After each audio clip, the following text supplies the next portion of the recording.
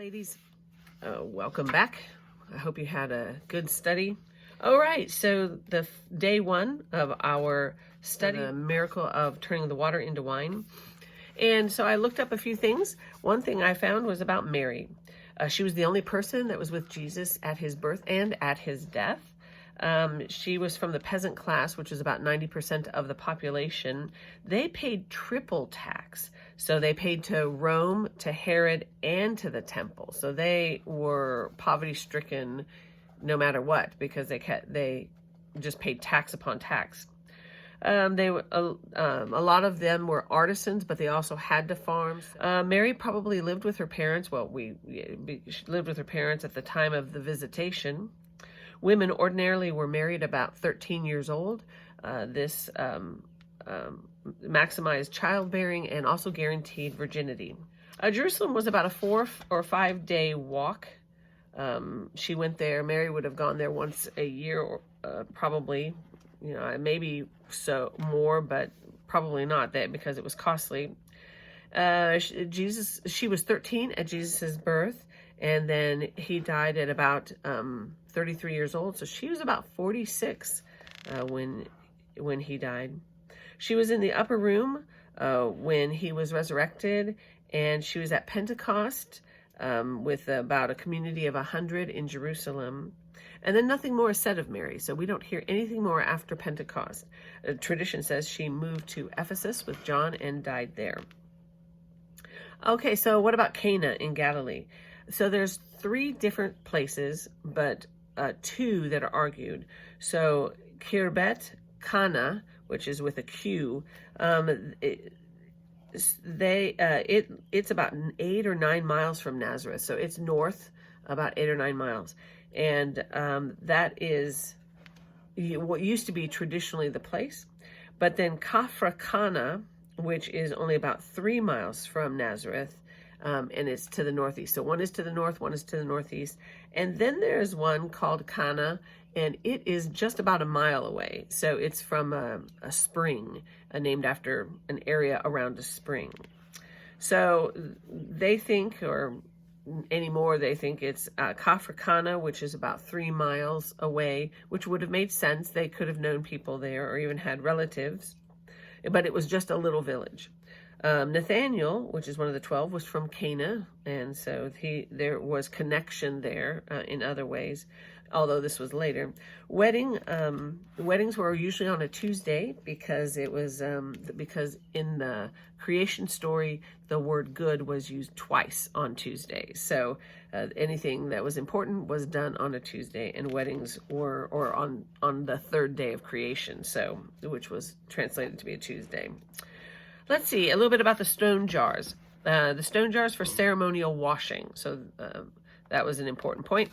Stone jars were used because they wouldn't become impure like the pottery could. So pottery was susceptible to becoming impure, but stone jars weren't. Running water, which is also called living water in the Jewish language, was considered pure. So collecting the water and running water was what you would want to wash with for ceremonial washing. So if you collected water in a stone cistern and then put it in stone jars, it could be used for purification purposes because it was still considered living, right? So it was still part of that purified water. Let's see. Usually made of soft limestone, so it was easy to carve, and some were very, very fancy. They were 26 to 32 inches high normally, so they were, between 2 and 3 feet high, and they usually contained about 9 gallons. So they were pretty heavy when they, along with the stone. Although the stone wasn't super thick, it was still, carrying around stone with water in it would have been heavy. And there were 6 stone jars with 2 or 3 measures each. So that would have been 54 gallons, which was a good amount of wine. Let's see, the stone jars showed up about 1st century BC and then decreased at 70 AD. And so they decreased throughout that, past the destruction of the temple in 70 AD, and then they were completely gone by 135 AD. And then were found in other places, and there's more evidence that they were used for ritualism in Judaism. So they were very important part of ritual, but then that ebbed away. Let's see, drinking wine from the jars used for ritual purification would have sent a powerful message of spiritual purification. So people who would have thought about the symbolism would have been pretty amazed, particularly as they connected those dots. All right, let's go to the two fishes and the 5 loaves, or loaves and fishes on day 2. So I looked up what a barley loaf would have been made of, and I found a recipe by one of my favorite chefs called, his name is Alton Brown, so I'll post that.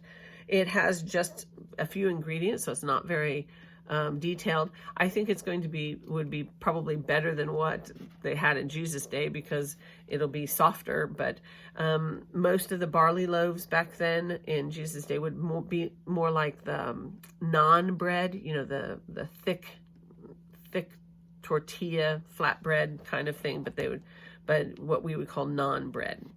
And so it would have been carried, it would wrap well and stack well and be carried well. The fish were probably tilapia, which was the St. Peter's fish, or sardines. So but they're not called sardines like this. Sardines were bigger. And what they did was they would cut the fish, split it down the middle, open it up, and remember the tilapia we talked about earlier, the bones came out, the spine came out easily, and then they sprinkled it with salt and let it dry. So they would leave the skin on, lay it out, let it dry, and then it could be stored for a period of time. It wasn't indefinite, but it could be stored for a little bit. So the Church of Multiplication, which is the traditional place to be where the miracle took place, it's in the northwest corner, I guess in this way, and not far from Capernaum. So it has a tile mosaic of the loaves and fishes, but the numbers were wrong, so they aren't exactly correct. And it's odd that the disciples would have put out to sea to go, because Capernaum and the Church of the Multiplication, the area where that is suggested, is so close. So then, not so long ago, they found the burnt church. And the burnt church is actually at the opposite side of the Sea of Galilee, and it's in an area called Hippos. So it was part of the Decapolis. So it's in the Greek side of the Sea of Galilee, and it's high on a hill, so it's a perfect spot for such a miracle to take place. It would be in a place that would be lonely, so it would make sense where a need would arise for such a miracle. And the curious thing about the burnt church is that it was a church that was built, and then it was burnt down due to an event that we don't know about. But as the roof collapsed in on the floor, it perfectly preserved all the tile work on the floor. And so as people were cleaning and excavating that area, they found beautiful mosaics, and the loaves and the fishes are very accurate in one part of the church, and as far as the numbers go. And then they have baskets with bread, like the miracle 12 baskets, but they also have fruit in them, so they're not exactly 100%. The curious thing is that in one part of the church, they have on the floor, they had fishes, like small fish, medium fish, big fish, and the big fishes are smiling, so they have like kind of crazy eyes, like Dr. Seuss eyes, and they've got a big grin on them. So if you want to look that up, I'll see if I can find a picture, because it's pretty funny to see. The other interesting thing about the fishes is in this mosaic is that they have 2 top fins, 2 dorsal fins, and almost all of the fish in the Sea of Galilee have 1. And particularly the one that would be used, which would be St. Peter's fish or the tilapia, only had 1 fin on the top. I believe the burnt church was found in 2010, so it's been a relatively new discovery. So that was interesting. And the top, because it was in the Greek side of the Sea of Galilee, they think that the fish that were represented there were Egyptian. So they're still figuring stuff out, but that's what they think. All right, day 3, which is the feeding of the 4,000. So like I said, they said it was, he was in the Decapolis area for this miracle, and then they left and they went to Dalmanutha. All right, so Hippos was part of the Decapolis. The Decapolis started in around 63 BC, so it was when the Roman rule really took over in that area, and these were 10 cities, and they were very Greek, very autonomous. They were considered city-states, just like Athens and Sparta, and so they had their own identity, their own autonomy, their own rulers, and the Romans left them alone as long as they paid tribute. Each city even minted their own coins. So Damascus was the northernmost part of the Decapolis, and Philadelphia was the southernmost part. Let's see. The Dalmanutha was very, very close to Magdala. And there was a potential, so there's a couple of discrepancies as far as where Magdala is in Migdal. So Dalmanutha is between, just very, very close, like right next door to about a mile or so away. So 2.5 kilometers. So it'd be, about a mile, couple miles at the most, 1.5 miles. So the curious thing about Migdal or Magdala, Magdala was where Mary Magdalene was from. And she was the first human to witness the Christ after resurrection, according to the Bible. After the miracle of the 4,000s, they went to Dalmanutha. So they got in a boat, and Dalmanutha is it's right below Capernaum down a ways. So it'd be a little bit closer toward the middle, like the top quadrant over, but it's closer towards the middle. It was found in 2013. I may have said that. And so when they got to Dalmanutha, the Pharisees questioned Jesus. And this was also, curiously enough, the place where the 2,000-year-old boat called the Jesus boat, we talked about that a little while ago, and that was found right there in this same area. The area is also known as Gennesaret. So that little spot where the Dalmanutha it was found. All right, let's see the size of the baskets. So in feeding of the 5,000, they have the word kophnos. That's the word that was used, kophnos. And then in the feeding of the 4,000, spurus was used for baskets. So those are 2 specific different types of baskets.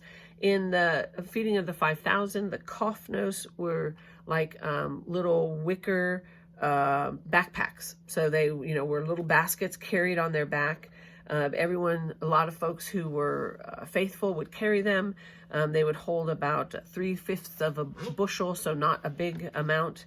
And they were used as remembrances. So people would put baskets of hay and straw in these little knapsacks, and they would be reminded of what they did while they were in Egypt. And they had to go out, collect straw, and make the bricks with. And so people would walk around with this straw on their back to be reminded in these little wicker baskets or knapsack type things. And I don't know if that was all the time or if that was just certain times of the year that they did this. So the 12 baskets that were collected would have been, according to this, in the smaller amount. Each one filled their own knapsack. And then in the feeding of the 4,000, the spurus, they were like hamper-like. So they would be about the size of 6-ish bushels, something that a donkey could carry. So they were bigger and rounder. It's the same size basket, or at least the same word that was used when Paul was let down from the wall at Damascus in Acts 9. So same name. So they were the bigger baskets. All right, the shriveled hand, or the man with the shriveled hand, and healing on the Sabbath. All right, so the activities of the Sabbath came from the Talmud, which was the book of all of the how to live daily life in as a Jew. So there were two parts: the Mishnah and the Gemara, or the Gemara. And the Talmud was written by it has 63 treaties or tractates in it, and there actually contains teachings and opinions of thousands of rabbis from about early before Christ. So now they call it Common Era, CE, to 5th century, and it's the widely quoted. It's usually what you hear from the rabbinic in rabbinic literature. In this, they have a treaty that was 30 that described what you could do on the Sabbath and what you couldn't do, mostly about what you couldn't do. And there were 39 categories of activities prohibited. Many of these were the same activities that were also prohibited on the Jewish holidays that you would find in the Torah, but these were added onto. So strict observance of Shabbat was it was often seen as a benchmark for orthodoxy, but there was a lot of discrepancies. Some people said you had to do everything, and some people said no, that wasn't true. The Hebrew word for work, which is what they said you should cease doing for Shabbat, was found in Genesis 2 and Exodus 31. So the 31 is the law. Exodus 2 is when God ceased working on the seventh day. And the actual word melacha is for work means creating. So they took a lot of hints from that when they made their list. And I will list you the 39 areas. But some of the interesting things that I found was that number one was carrying, and this was actually mentioned in the Torah. It was the first type of work that was prohibited, and you could only carry what you could wear, what you wore, and particularly no carrying in public. So apparently, I guess you could pick something up in private, but you couldn't be out in public. Burning was number two. It also is in the Torah, and that includes no smoking. So you couldn't have a cigarette either. No extinguishing except if life is endangered. So you couldn't put out a fire, you couldn't start a fire, and you couldn't put out a fire. So once Sabbath started, you couldn't start one, but then you also couldn't extinguish one. The no finishing is number four, and that includes repairing. So you couldn't put something together unless it could be taken apart again. Let's see. Number five is no writing, and that includes math and measuring. So no writing, math, which included doing math and doing measuring, and that also included gambling was in here. Let's see. We had, erasing, number six. Number seven, no cooking. So a true Sabbath observer never cooked on the Sabbath, but you could eat hot food. So if the food was already hot, you could eat it, but you couldn't heat it up. Let's see, no sewing is number 9, and that includes no pasting, taping, stapling, or putting postage stamps on. 11, no knotting, but tying shoes is okay because it wasn't permanent. Now, here's the other thing. In no sewing, you could use safety pins because they weren't permanent. So you could safety pin something together, but you couldn't sew it.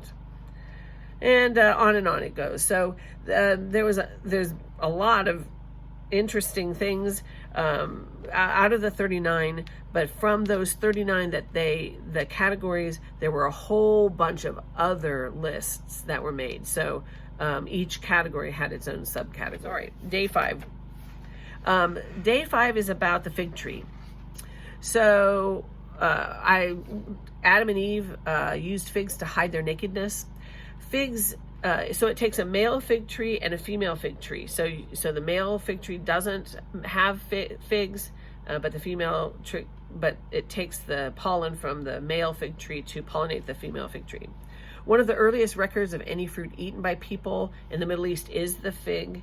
Remnants are found in excavations dating back to 1,000 years before Moses. There were two types. There was the Jerusalem or two types near Jerusalem. There was the fig sycamore, or Ficus sycamoris, and Ficus caria, and a fig tree can live up to 200 years, or at least 200 years. They can be 32 feet high, is what my calculation, 10 meters they said. Figs were listed as figs in the plague, in the plagues that Moses had. They were listed as one of the things that were destroyed and that caused hardship. Figs are part of the mulberry family, and they can be made into confectionery, into sweets, brewed as an alcoholic beverage, used as a laxative. The leaves could be pot herbs, which is cooking herbs, or for livestock feed.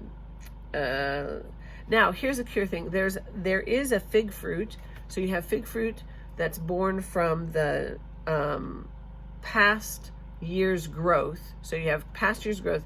Then in the early spring, when they first start to leaf out, then oftentimes figs will have little tiny figs that you can eat, you could pick and eat from.